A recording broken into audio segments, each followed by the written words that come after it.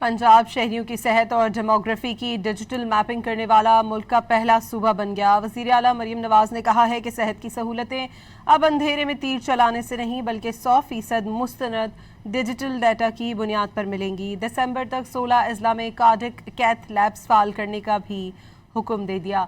वज़ीर आला पंजाब मरियम नवाज की ज़ेर सदारत हेल्थ एंड पॉपुलेशन डिपार्टमेंट का इजलास हुआ।